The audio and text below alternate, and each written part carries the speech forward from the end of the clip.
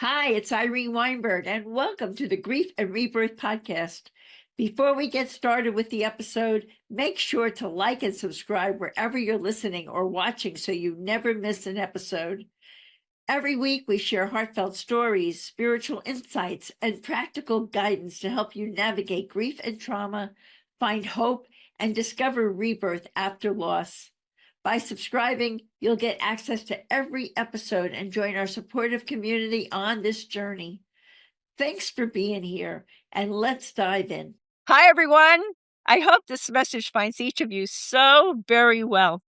I'm speaking to you from my studio in West Orange, New Jersey, and I could not be more delighted to have the pleasure of welcoming speaker, author, and certified medium Clare, whose remarkable intuitive abilities are further enhanced and enriched by her certification in human interaction technology, which deepens the understanding of the human soul and psyche. Michelle's impressive work has been featured on Coast to Coast AM, Amazon Prime, the Shift Network, and Gaia TV. As an angel intuitive, spiritual coach, medical intuitive, and energetic healer, Michelle weaves together profound intuitive wisdom with her compassionate, grounded presence, and her journey has been nothing short of remarkable. Over the course of 11 years, she survived 3 near-death experiences, each awakening her gifts in powerful ways and reshaping the course of her life. Today, Michelle serves as a bridge between worlds, delivering heartfelt messages from loved ones in spirit, angels, and life guides. Michelle is passionate about helping others uncover the meaning behind their challenges, offering guidance on soul plans, near-death and shared-death experiences, and even the tender, complex terrain surrounding suicide. Through her work, Michelle offers hope, healing, and a sacred invitation to remember who you truly are and why you're here. I have had the joy of interviewing Michelle 3 times on the Grief and Rebirth podcast, and today we're celebrating a beautiful new milestone, the release. Actually, she's got 2 books now.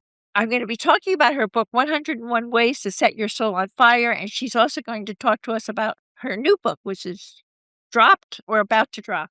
This inspiring collection of daily messages serves as a gentle yet powerful guide for anyone navigating both the physical and spiritual dimensions of life. I'm looking forward to talking with Michelle, who's joining me from Phoenix, Arizona, about her 3 extraordinary near-death experiences, the profound grief that reshaped her life after the loss of her life partner, Gary, passed to suicide, and the ongoing connection with Gary that has guided her healing and rebirth. We'll also explore the profound message Michelle received from Mother Teresa, the uplifting daily inspirations in her book, 101 Ways to Set Your Soul on Fire, her transformative C method, and so much more. This promises to be an enlightening and deeply inspiring conversation.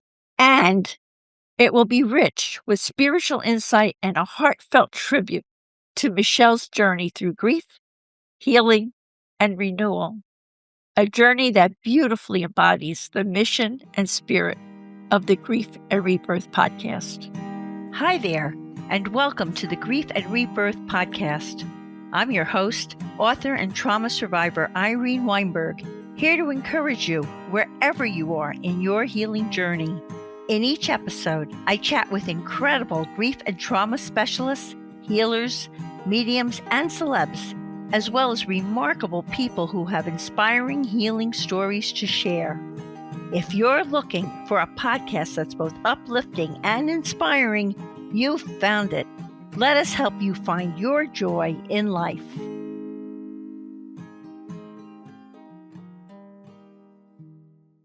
Hey, Michelle.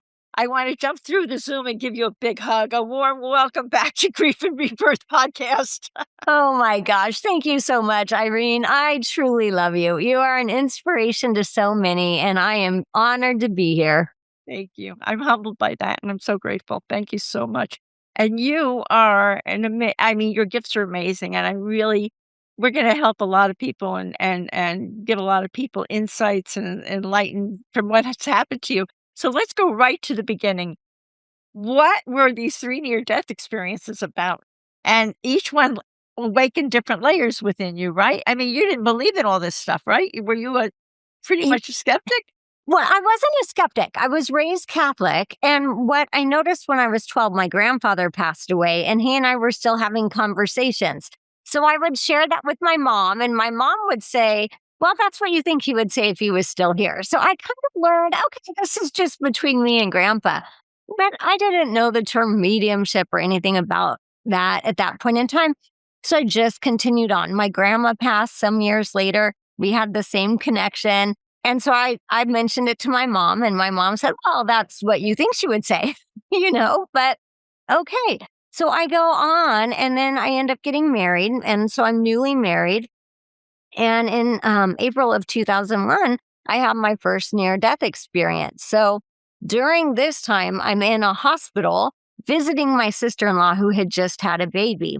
And I'm in the hallway talking to her RN, who was my friend from high school. So talk about the way everything's lining up, right?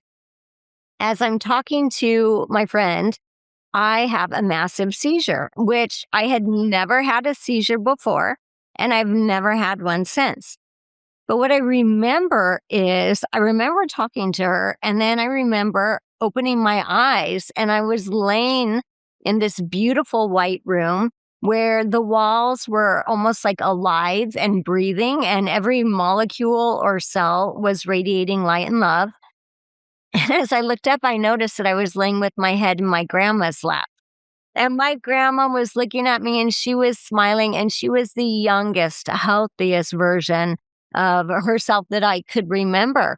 And I remember feeling the unconditional love, the timelessness, the bliss. And as I was laying in this space, I kind of looked up next to her, and I saw this beautiful angel who was about 12 feet tall. And I remember thinking, I want to see her wings. So as I moved my eyes to look for the wings, which I thought would be made of feathers, I realized that her wings were actually made of light, and that they moved kind of like the aurora borealis, and they truly seemed to span eternity. And as I looked at her, I was thinking in my mind, what is your name? And she answered me. She said, my name is Madeline, and I'm one of your guardian angels. Oh. And I was really a little surprised because I knew nothing about telepathic communication, but I was just soaking in this moment. The next thing I know, I hear someone yelling, code, code, code. I had quit breathing, so they were calling the code team since I was in the hospital. Wow. Thank God you were talking to that RN when that happened. Wow, wow, wow. Yeah, absolutely. And then I am almost like dropped out of a 2-story building back into my body. And I went from feeling light as a feather to about 2,000 pounds of cement. I remember just the density. And I remember trying to lift my arm and feeling like my arm weighed 500 pounds. So they ended up admitting me into the hospital and running tests. They never found out why I had the seizure. I've never had another one again. But this was a really big moment in my life because what it did was it enhanced some of my mediumship abilities that I already had, but it absolutely connected me to the angelic realm. So at this point in time, I didn't know the term near-death experience. I knew I had had an experience that was more vivid than my daily life, but I didn't know exactly what to do with it. Although I felt the connections to angels being much stronger, more messages from grandma and grandpa coming on.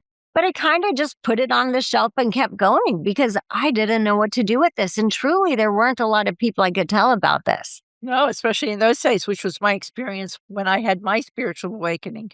What kinds of messages were you getting from your grandparents? They were still very connected to things that were happening in our family, and they would come in and they'd talk about my mom, she's having a hard time right now. She's depressed. Wish she needs to quit making herself feel so guilty. Both of them had illnesses, and it took them a while to transition. And my mom was one of those people who would have, should have, could have. I miss this, I miss that. And my grandparents kept coming through like, tell her we know she did her best. Let this go. Let this go. Ah, how beautiful. And what happened with number 2? How many years later did you have near-death experience 2? Yeah, that one was in May of 2006. So at that point in my life, I had 3 little kids. I had a 5-year-old, a 2.5-year-old, and a 6-week Oh infant. my God. And you were not conscious that you were really becoming a medium, and this was In the battle of motherhood, just trying to survive the day and get people fed and keep them safe, you know? Right. There was no goal of being a medium happening. It was just survival. So what happened when I had my son, he was my infant at that time. I had a lot of complications. So in the 6 weeks following his birth, I was in the hospital the majority of the time on IV antibiotics with abscesses. And finally, they decided that they needed to do a DNC, which is a procedure where they clear out the uterus, and that they were convinced this was going to be what, sent me home and I would be fine. So the night before, I had a pit in my stomach because we get these moments where we know we shouldn't do something, but we decide to do it anyway. And I really knew I shouldn't go through with this, but they had promised me it was a 45-minute outpatient procedure. It was going to fix my issues, all of these things. And I was ready to be home. I was physically exhausted, mentally exhausted, wanted to be home with the babies. That's the medical profession. I mean, they help, but they can also be very intimidating. So there's a sense of authority. If they're telling you should have this procedure and all, you're kind of ignoring what you learn later to pay attention to, what your own intuition is telling you, right? Yeah. Oh, absolutely. And that was one of the things I learned from this. So I go to the hospital the next morning. I talk to the doctor and the anesthesiologist. They both again tell me 45 minutes, outpatient, piece of cake. You're going to be fine. So I'm like, okay, here we go. I had anesthesia before. And whenever I've had anesthesia, it's just a blank space. There's not a dream. There's not a visit. There's nothing. I remember counting backwards for the anesthesiologist. And the next thing I know, I'm laying on the gurney in the operating room. I turn my head, I look over, and my beautiful 102-pound white German Shepherd, who had passed away a couple years before, walks into the operating room, lays her head on my gurney, kind of smiles at me, the way dogs smile. And we're gone. We are on this phenomenal beach. And on this beach, there are colors that we don't have here. There are almost emotions, like a higher level emotion that we don't have here. And I'm looking around. Every molecule, cell, drop of water in the ocean is radiating light and love. So the light truly and the love comes from within in this heavenly realm. And I just remember looking at my dog. She looked like she was about 2 years old. She was healthy. Her coat was full. We were telepathically communicating. She was so happy that I was there, and we were running on the beach. And so at some point I start to notice, I'm not getting hot. I'm not getting tired. I'm not getting thirsty. Like, this is different. The beach sand feels like clouds. And I kind of start to come into awareness that I am having this amazing experience. Now, the funny thing about this near-death experience is that human Michelle, I personally hate to run. Like, if I'm running, this is a 911 emergency, right? But in the room, I'm just running down the beach with my dog, right? So as I'm with her and I start to pause and realize this is different, I can feel my son, who is 6 weeks old at the time, calling to me. He was at the house with my mom, and he knew I was getting ready to leave, right? Because on a soul level, I didn't need to be there in person for him to know. And I remember going to him and I remember telling him, I'm not going to leave you. I'll find a way to stay. And I didn't know what to do. So I started praying and I said, I need help. It's not my time. My kids still need me. And as I was saying these prayers, the next thing I know, I was immediately back in the operating room. Jesus walked in. So being Catholic, I had always believed in Jesus anyway, but Jesus walked in as my best friend, not confess your sins or prayed to me or bow down to me. Literally, the energy was, I am here to help you. The operating room lit up in this beautiful white golden light. And the next thing I knew, I was waking up in post-op, and my 45-minute procedure had turned into a 3.5-hour emergency surgery because they had ruptured my uterus in multiple places and they missed my artery by literally 1 millimeter. Oh my God. Wow. So how long did it take you to recover from that awful experience? Yeah. So with that, physically, it took me about 4 months to get back to 80% level of functioning. And when they And here you're trying to take care of kids and everything, right? yeah, and when they ruptured the uterus, the infection got spread into the body cavity, and so then I was in the hospital for that. Yeah, it was quite a trauma, but yes, being able to take care of kids, I needed help for a while. I was absolutely weak. I was anemic. I had all sorts of, issues following that. But again, I remembered having this very, very vivid experience and I didn't know what to do with it because nobody in my world at that time was talking about near death experiences. And so I'm also kind of, like I said, in that survival mode. Now I'm literally trying to heal. I have little kids to take care of. And so again, I take this beautiful experience that I know is real and true and I put it on the shelf because I don't know what to do with it. So heaven said, okay, she's not getting it. We're going to Yeah. have her do it again. Exactly. Exactly. I have friends that are psychic mediums and they tell me, well, I was born this way. And I'm like, well, that's great. I'm happy you did it that way. That sounds the easier road to take. So the next near death experience happens for me on 11/1/11. So November 1st, 2011. A little while later, my kids are now 5, 8, and 10.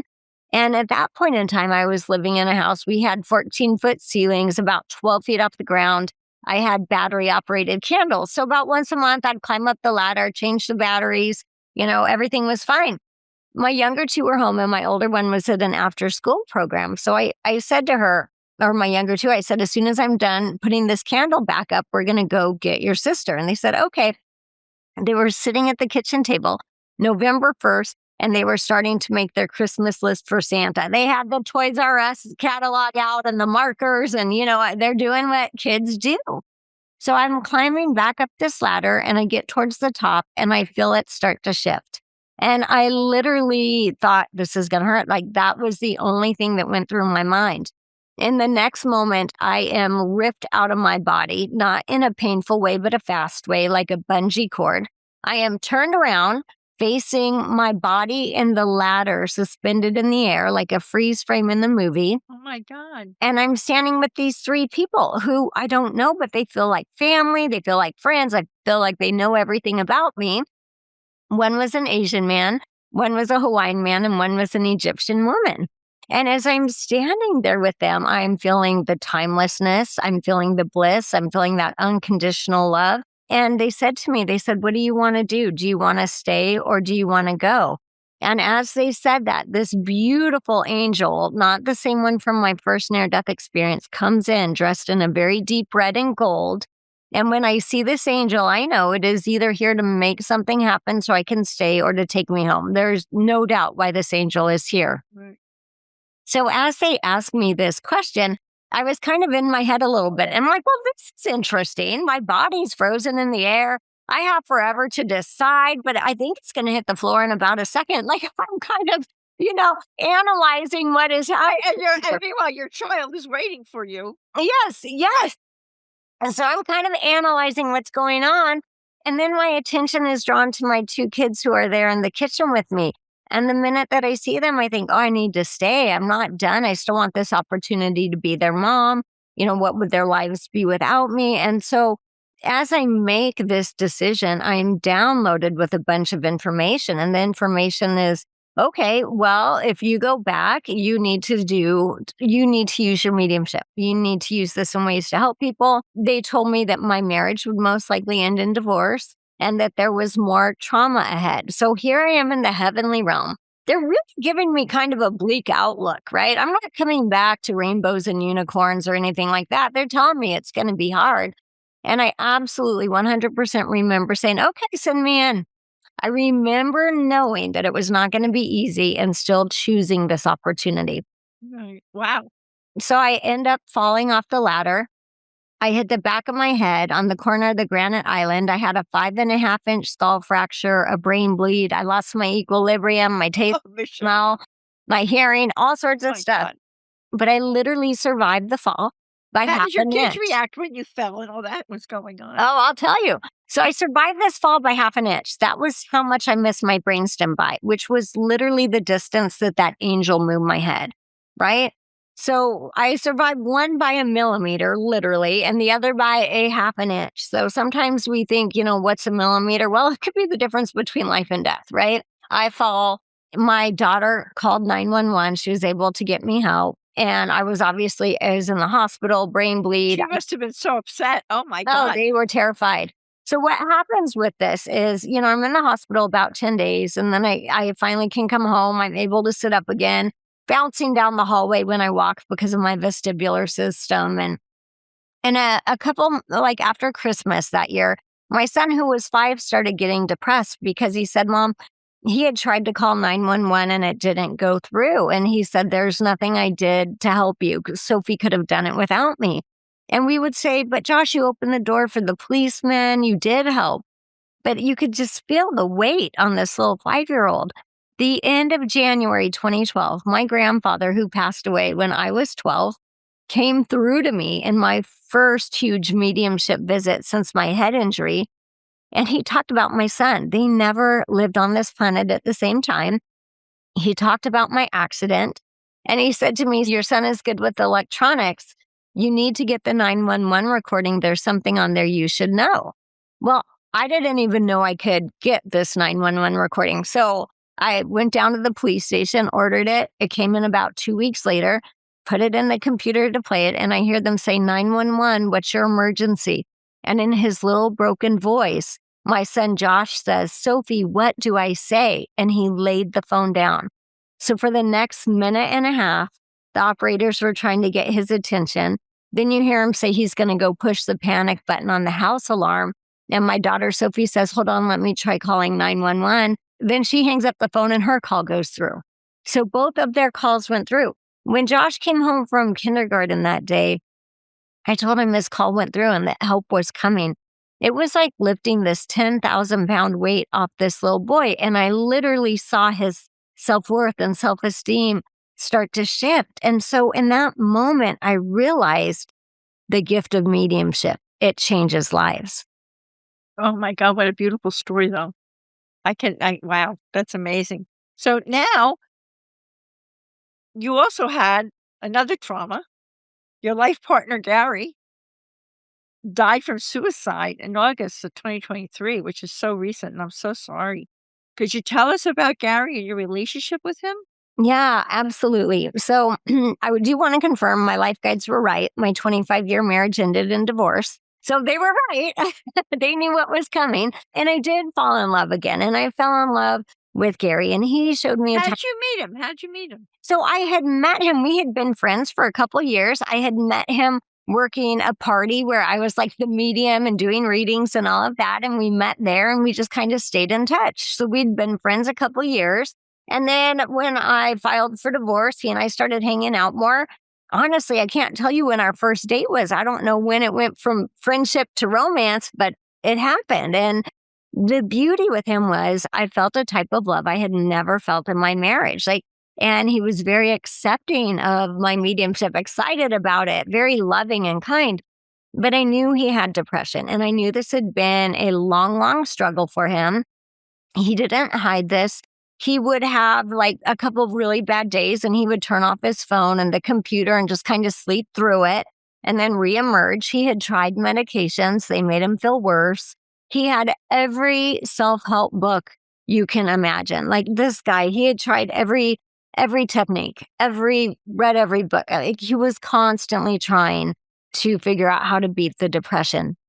So he and I, overall, we had a great relationship. He was great with the kids. All of that was going really well. And his depression was not a deal breaker for me because, I feel like people have this, it's part of life. And usually we learn to navigate it. So I was out of town with my oldest daughter and we were celebrating. My niece had just had a baby. We were visiting. And I had been gone a couple of days, and I remember texting with him the morning I was coming home. And I said, we've had a great time, but I'm ready to come home to you. I'm excited to see you. He had started a new job. He was talking about things were going well. He had been at my house that day to water the plants and the dogs and waved hi to my daughter and all of these things. And so I get home we get the flight's running late. We get home. I call him. He doesn't answer. And I think, well, he's probably with a client right now.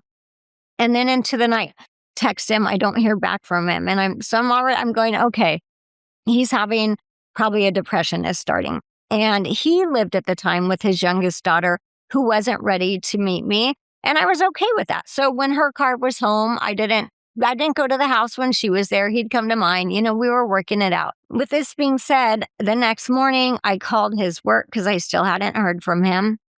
And they told me he had called in sick.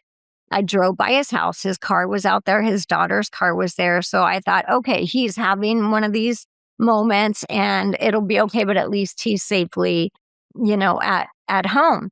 We had a party that we were scheduled to go to. It was a Ken and Barbie party. So we had already picked out our outfits and everything like that. And I go to the party that night. Obviously, he didn't go. And people were asking, where is he? And I said, I think he's just having one of those spells. But I will say, I was calling, I was emailing, I was driving by the place. So I felt like it didn't feel good. It felt uneasy. I go home that night from the party and I'm in my bathroom. So it's after midnight at some point in time, getting ready for bed, brushing my teeth, all of those things. And I see him come in and I can tell you exactly what he was. And he comes in and he's in spirit. And he's in spirit. And my body starts to give out because I know this is mediumship. And he looks at me and his eyes, he had beautiful blue eyes. His eyes are sparkling. And he says to me, you sure are beautiful. And my body literally started to give out. And I made it to my bed and I laid down. I felt him lay behind me and put his arm over me. And he said, I wanted to be the one to tell you. And that was how I found out that he had taken his life. Oh my gosh. But to have the gift like you have and for him literally to come to you that way right after he passed, in a way, it's a blessing. Because other people, they lose spouses and all. I mean, I feel I was blessed because with my car accident and all, I mean, I got all those messages during the accident. And even though I was in despair and I was going to need all these surgeries and all of that, I knew something was up. Yeah. I knew there was something bigger Mm-hmm. that was happening. And for you to have this blessing, be able to see him that way. But now you're grieving, right? Oh. You're like grieving your heart out. And yes. My God. I mean, honestly, I felt like I fell into the depths of hell. And I will tell you, because I know many of your people listening have been there too. And I will say that even with all of the gifts I have as a medium, there is no way to bypass the human grief. There just isn't. But what this did for me was this launched me on a different journey because now I was like, what is my soul plan? Did I agree to this? What is happening here? It really lit another fire in me. But as far as grief or missing feeling his hand or his body, I don't think you ever really get over that in human form.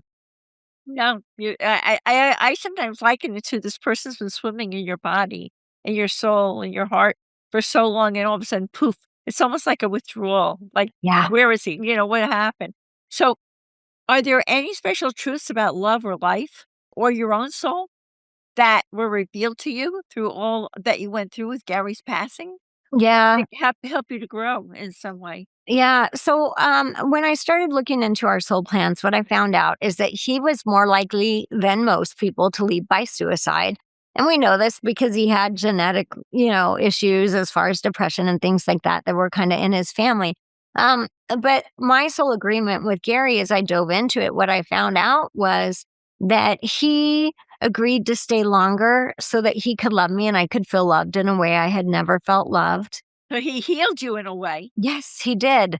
And that I agreed that if he was going to leave the world this way, I would be able to help more people with it just because of the work that I do. Yeah, well, in a way, you experienced what real love is. Yeah. So I would imagine that when people contact you for guidance and all, you can really identify with when they're dealing with something real or when they should bye-bye, be on your way, toxic Absolutely. person. Right. Right. So did this change you because of your now accepting your mediumship? But on the earth plane, how did that change you? Did you Yeah. So I had been working as a medium for quite a while. So the good side of this was I wasn't worried about him. I didn't think he was burning in hell. I knew he was met with light, which is love, a big comfort. compassion. Yeah. So I mean, in that way, I had been working with suicide a lot, but it's not the first. It was the first person super close to me that I had to deal with that with. So what happened for me was I feel like now there are times when he comes in when I'm working. And when we lose someone in spirit, they're almost closer to us and more connected because now we don't have to send a phone call or a text or make time in our day to see you and meet you for lunch. They are connected to us all the time. They're a thought away, literally, right? And it doesn't mean that they have to know everything that's happening in your life, but they're energetically connected to us. And so what happened was as I was moving through this process, I was working again. I was back in mediumship. But I could feel him coming in. I could feel him helping me to maybe receive more information for a client than I had before. And then I was really able to start diving into people's soul plans. Like, what was your That's soul so plan cool. when you came to planet Earth? And that is something that I'm so passionate about now because that was a key piece in my being able to heal with Gary. Right. And you found out that all of this was part of a soul plan for you. Yeah. So you must have thought in the beginning, what was I thinking over there? Absolutely. Absolutely. I want to know who approved that. Like who did this plan? It was you. And I had the same reaction when I found out that all of this was a soul plan for me. But in a way, it gave me a lot of comfort. Okay, there's some parts of this that I don't see or I don't understand, and I'm not going to understand it until I cross back over, right? Absolutely. You know what it does is it frees you from victim mentality, right? Because you don't win playing the victim. You win when you allow yourself to heal. And what I found very important, and this is a question or something that I share with my clients all the time. One of my dear friends, Susan, about 5 weeks after Gary passed, came to me and said, "What does healing look like for you?" And I will be honest, at that point in time, it was like, could I just get through the grocery store without crying? Could I just get to the mailbox without falling on my knees, right? But that question, and this is really important for your listeners to ask themselves, what does healing look like for me? It's an ever evolving question. And at some point, the day came when I didn't cry for the first time going through the grocery store. And now I was able to change that question to something else. Okay, my next level of healing will be. And what I know as a medium is that our loved ones in spirit world are cheering us on to live full, happy, healthy, engaged lives. The last thing they want is for us to shut the door and the curtains and sit on the couch and wait to die. That is not what they want. They are literally saying to us, your time here is short. Live it. Live it. Also, when they get to the other side, if they've had a lot of trauma or issues, they go to healing places there, right? Yeah. So now they're around you, but they have a different perspective. They're really not coming from their earthbound, filled with pain perspective. They're coming with a higher viewpoint, right? Yes, Right? absolutely. We're connecting with their higher selves. It's that graduation that they get to, continue into. Right. So speaking of your higher self and our higher selves, I know that you had a session where you received a message from Mother Teresa, right? And you were doing a Yes. reading for a female nurse who's Yes, worked with her. So tell us about that. How fabulous. it was amazing. So this nurse, her mother was in hospice. I believe she had 8 kids. She was working full time. She was literally just being run into the ground. And so I was in this session, and all of a sudden I felt Mother Teresa come in, and I was kind Now, of how did you know? How did you know it was her? I saw her. I had a vision of her, so I knew this was her. And I could feel that she felt small and tiny and, all of these things. So I said to this lady, I said, I have Mother Teresa here. And I'm kind of like feeling like, awestruck. And she says, oh, yeah, I worked with her in Calcutta. And I'm like, so they actually had a human connection on this planet. Mother Teresa came in and said to her, I never lost sight of taking care of myself because if I did, I wouldn't have been able to take care of others, which was exactly what this beautiful woman needed to hear at that point in time. And she said, even Jesus was able to see this. So it's kind of the analogy of being on the plane. Put your oxygen mask on first. Because had she not been true to herself and what she needed, she wouldn't have been able to help the thousands of people that she helped. That's brilliant, though. That's wonderful to know about her. Because, I knew about Mother Teresa and you would hear things, but I often wonder what life was like because all I could see was her tending to 1 trillion people. Right. So in her way, she took care of herself also. Absolutely. Yeah. She had to have that time off camera or wherever where she was filling her own cup to be able to Wow. do what she did. That's fantastic. And speaking about filling your own cup, what's the C method of yours Yes. that So you teach people? I love this. So the C method, SEE, and I really like this because it's very easy to remember, but it changes our perspective on life. And at the end of the day, our free will is in our perspective. So the S stands for we are all souls having a human experience. The E is everyone is seeing life through their own lens. So even if you are identical twins, you have your own lens. You're seeing life differently. And then the last E is that everyone is trying to do their best. When you use this method to start looking at the people who are challenging you in your life or people that you disagree with, what you actually can find is compassion for them and compassion for yourself. This is the thread of life. Well, in a way, that method keeps you from taking everything personally.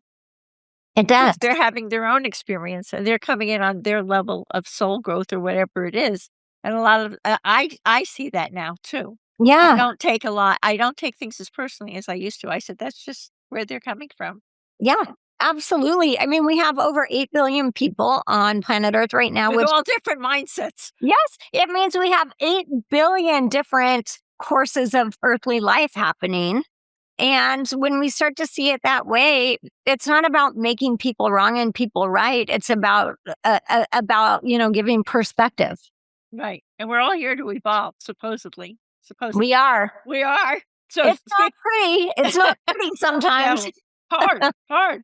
So speaking of that, you've now written 2 books. So besides 101 Ways to Set Your Soul on Fire, tell us about that and the other one. And were both of your books channeled? Yes, they are both channeled. So what do you do for our audience? You close your eyes, you meditate, and the information comes through to you? Yes, absolutely. I kind of just give myself and I've had my friends say to me, these books don't sound like you talk. And I said, that's because that's not me. That's not how I talk.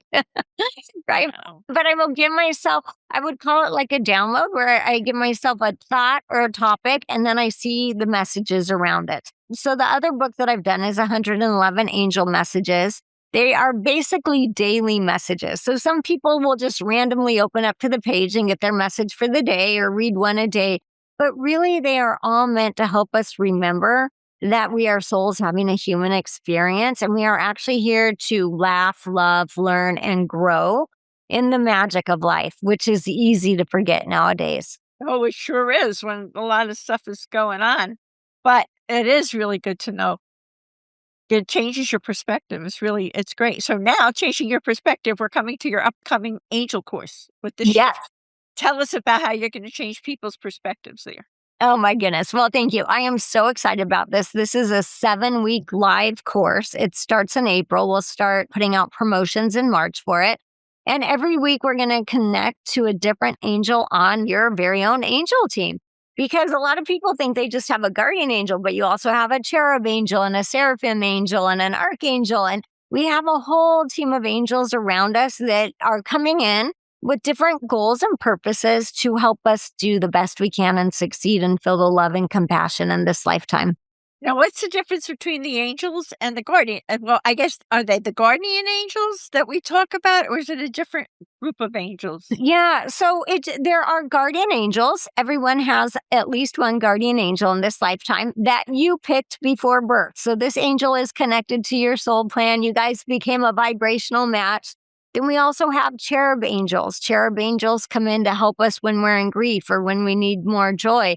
We have archangels that will help us with certain paths in life. So if you're like a healer, meaning a massage therapist to a neurosurgeon to a Reiki master, you're most likely working with Archangel Raphael because this is the archangel of healing, right?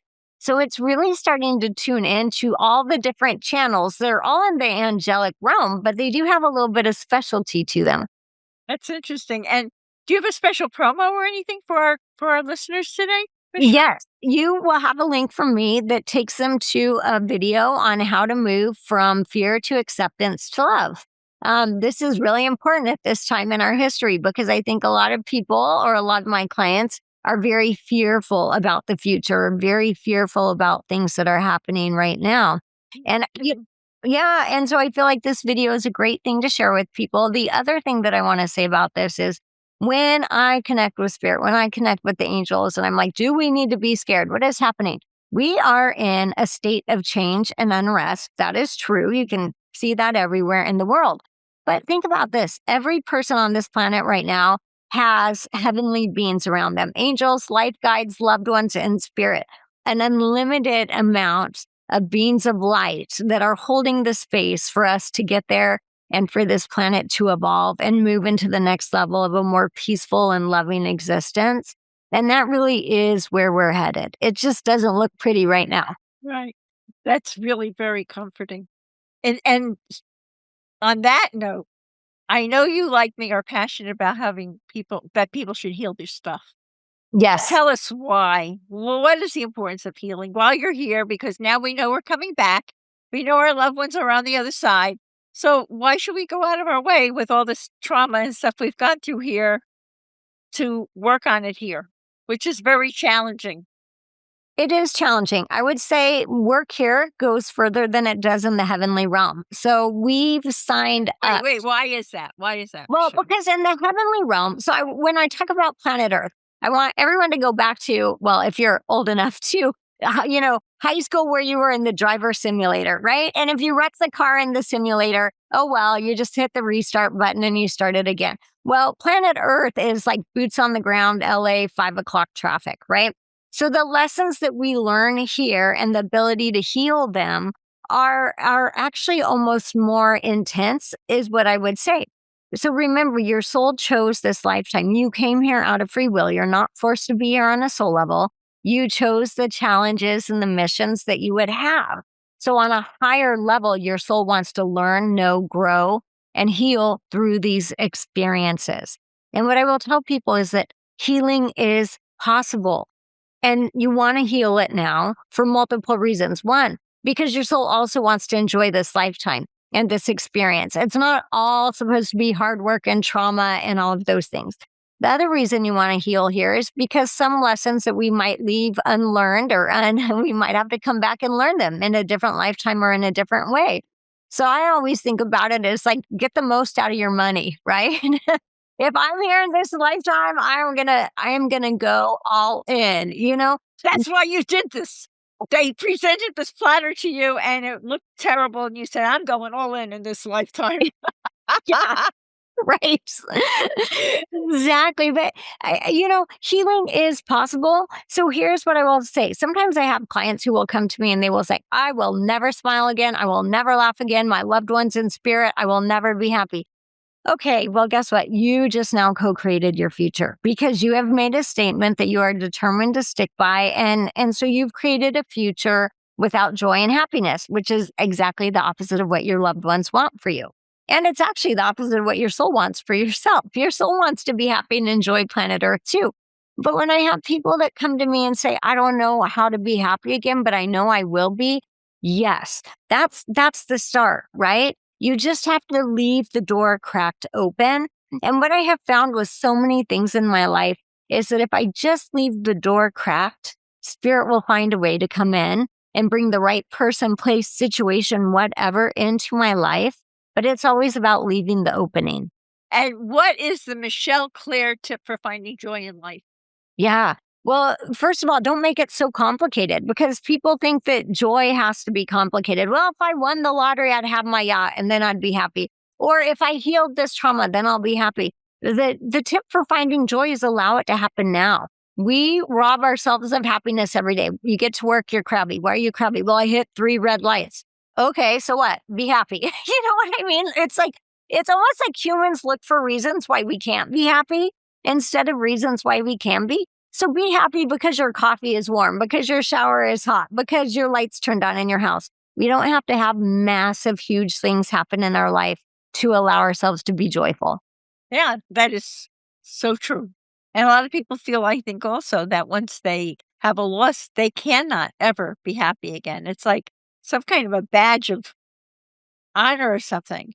And you could be in pain and you could still have joy Yeah.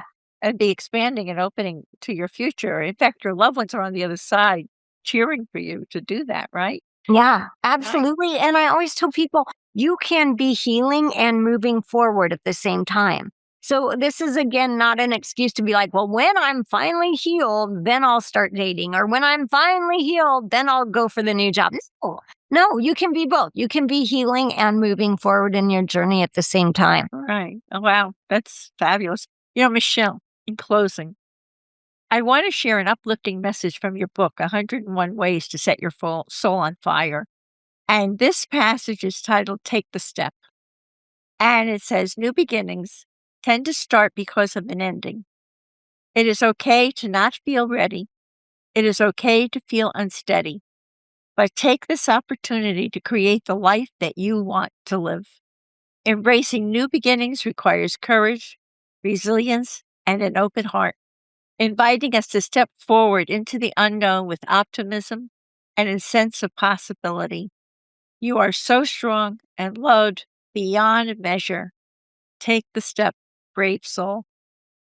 And I want to take the step of thanking you for serving as a bridge between worlds, sharing your heartfelt messages from angels, guides, and loved ones in spirit, for the insightful and inspiring messages you shared in your 2 books, and for shining a bright light on your healing journey through grief and renewal during this very special interview. The only thing missing is inviting you for a glass of wine after the interview, but we can't do that. You're in Phoenix and I'm here in New Jersey. If we could, I would be there. Right? From my heart, I wish you everything wonderful and many abundant blessings always.